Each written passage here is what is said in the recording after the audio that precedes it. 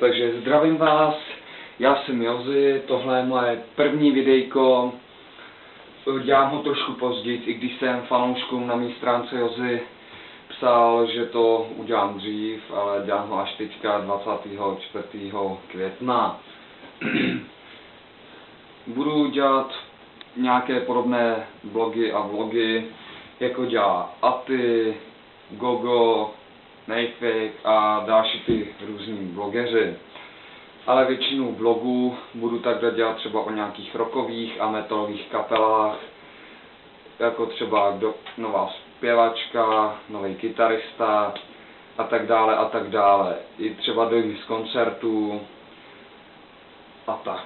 A taky udělám i nějaký vlog, kde vám budu odpovídat na otázky, které sami napíšete na můj Ask Jozy. Teprve se ho jakoby založím a to neřešte.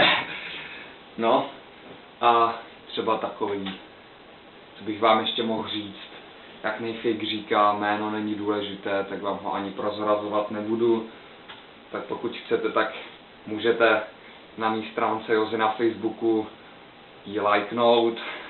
A pokud se vám moje první videjko líbilo, tak můžete dát palec nahoru. Pokud se vám nelíbilo, tak můžete dát palec dolů. A pro ty, kdo jsou jakoby lepší, tak můžete dát odebírání, to je tady takhle dole. No, tak se mějte.